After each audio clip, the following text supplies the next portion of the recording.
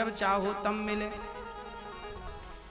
एक पतिव्रत रहे जगत में, सब व्रत हैं बेकार। बिन पतिव्रत के नारी का तो जीवन है बेकार। सुना पति बिना संसार। पति ही ब्रह्मा पति ही विष्णु, पति नरवदाधार।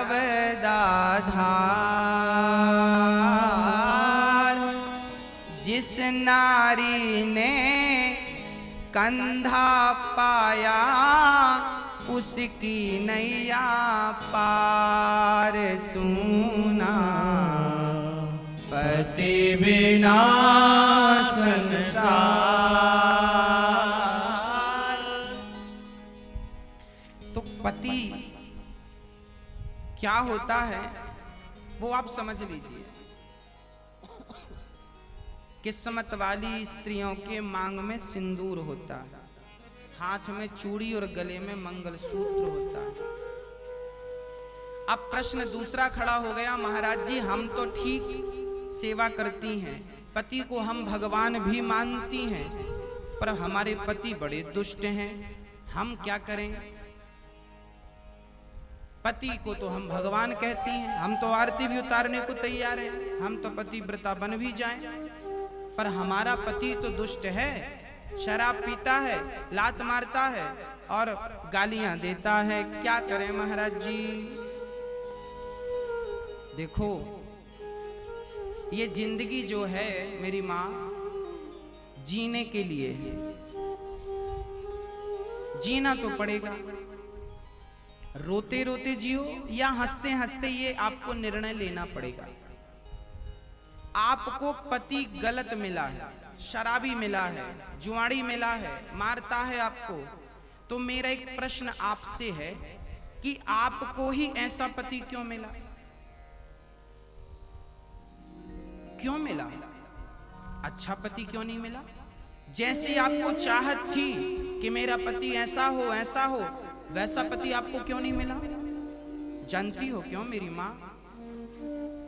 क्योंकि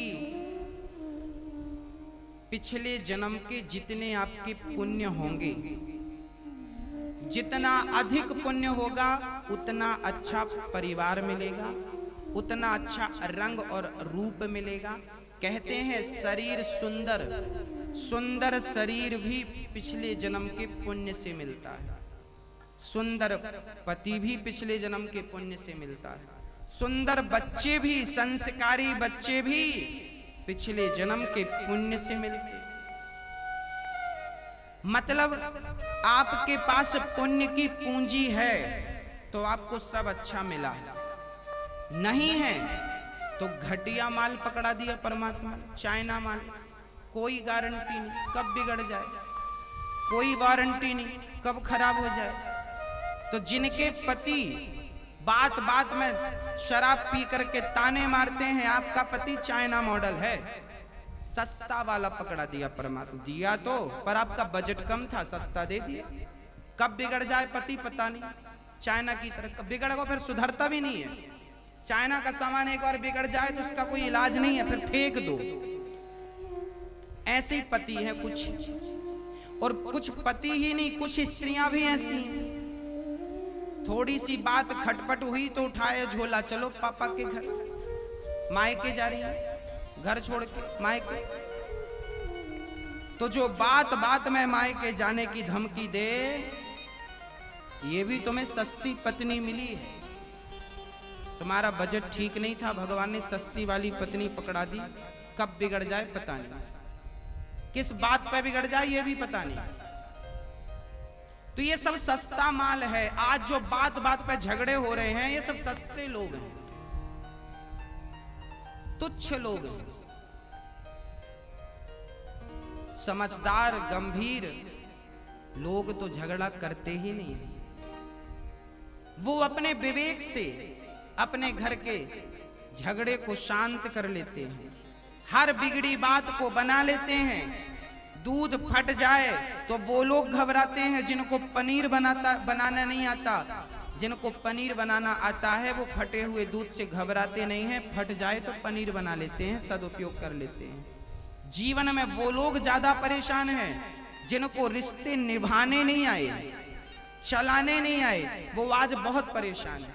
पत्नी से परेशान, पति से परेशान, सस से परेशान, ससुर से परेशान, पड़ोसी से परेशान, देवर से परेशान, जेठानी से परेशान, बहुत परेशान। ये कौन लोग परेशान हैं? इनके पास थोड़ी भी बुद्धि होती, विवेक होता तो ये परेशान ना होते। अपनी बुद्धि से, अपने विवेक से। अरे भाई, आज इंसान बंदर को अपने बस में कर लेता है। शेर को आपने सर्कस में देखा होगा, शेरों को लोगों ने वश में कर रखा है। हाथी को देखा होगा सर्कस में, हाथी को। इंसान ऐसी खोपड़ी का है कि वो हाथी को वश में कर लेता है, शेर को वश में कर लेता है, बिल्ली कुत्ते को वश में कर लेता है। आपने तीर्थों में देखा होगा, एक छोटी सी चिड़िया को लोग पिंजरे में बंद करते हैं और आप जिस पत्ते को छूते हैं ना, चिड़िया उसी पत्ते को पकड़ के बाहर कर देती है। अर्थात लोगों ने चिड़िया को भी वश में कर रखा है। हाँ, ये इंसान काली खोपड़ी वाला ना सबको वश में कर सकता है। मैं आपसे पूछता हूँ, इंसान ने शेर को, हाथी को वश में कर लिया, तुम अपनी पत्नी को वश में ना कर सके, तुम अपने पति को वश में ना कर सके, तुम अपने परिवार को वश में ना कर सके, तो कमी किसमें है? दूसरों पे उंगलियां उठाने से पहले हम ये देख लें कि बुरा जो देखन मैं चला, बुरा न मिलिया कोई। जो स्त्री ये कहती है कि मेरा पति बुरा है, पति बुरा नहीं है, अपनी बुराइयां ठीक करो। जो कहते हैं पत्नी बुरी है, पत्नी बुरी नहीं है। ये देखो कि एक उंगली यदि आपकी तरफ है तो 3 उंगली हमारी तरफ इशारा कर रही हैं। वो 1% बुरा है, तुम 3% बुरे हो। हम जीवन में अपने घर को स्वर्ग तब बनाएंगे जब हमें किसी से शिकायत नहीं रहेगी। पत्नी को पति से शिकायत ना हो और पति को पत्नी से शिकायत ना हो, माँ बाप को बच्चों से शिकायत ना हो और बच्चों को माँ बाप से शिकायत ना हो। मतलब हम शिकायत रहित जीवन जिएंगे तो घर स्वर्ग बन जाएगा। और शिकायत भरा जीवन होगा, पत्नी को हमेशा पति से शिकायत है, फिर वो घर के रिश्ते ज्यादा चलेंगे नहीं, टूट जाएंगे। हाँ, और आज लोगों में अकड़ इतनी ज्यादा है कि लोग झुकते ही नहीं। रिश्ते टूटे तो टूट जाएं, पर झुक करके बचाने की क्षमता खत्म हो गई है। बाल्टी जब कुएं में उतरती है ना, तो झुकती है तो भर के आती है। झुकोगे तो रिश्तों को बचा सकोगे, नहीं झुकोगे तो रिश्तों को तोड़ लोगे, बसे बसाए घर को फोड़ लोगे, आग और लगा लोगे घर में।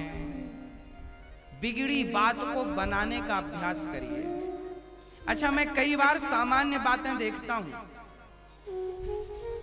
पति एक बात बोलता है तो पत्नी को सहन नहीं होती, पत्नी भी कुछ बोलती रहती है। पति ने बोला है तो पत्नी जरूर बोलेगी। मैं आपसे पूछता हूं, पति ने आपको अपशब्द कहे, माना कि पति ने आपको गाली दी, माना कि पति को नहीं कहना चाहिए था, वो शब्द भी कहा, तो क्या आपने उन्हें जवाब देकर क्या आपने सही किया? चलो वो दुष्ट है, आपको गाली देता है, आपके साथ अत्याचार करता है, पर आप क्या चुप रह करके सहन कर रही हैं, बर्दाश्त कर रही हैं? नहीं ना, आप भी बोल रही हैं, आप भी प्रत्युत्तर दे रही हैं। क्या आपके उत्तर की आवश्यकता थी? नहीं ना। भक्तों, झगड़े तब बढ़ते हैं जब मैं गाली दूं, आप सुने और आप भी गाली देने लग जाएं। झगड़े वहां खत्म हो जाते हैं जहां मैं तो कहूं पर आप कुछ ना कहें। आपके अंदर सहनशीलता यदि है तो आप बहुत अच्छे गृहस्थी हैं, और आपके भीतर सहनशीलता नहीं है तो आप बहुत अच्छे वाले गृहस्थी नहीं है, टेम्परेरी गृहस्थी। आज आपकी गृहस्थी है, कल नहीं रहेगी। लिखवा लीजिए हमसे, यदि आप सहनशील नहीं हैं, आप सहनशील हैं, तो आपकी गृहस्थी आज भी है, कल भी रहेगी। और आपके अंदर सहनशीलता नहीं है तो आज गृहस्थी है पर कल नहीं रहेगी आपकी, क्योंकि आपको सहन करना आता नहीं है।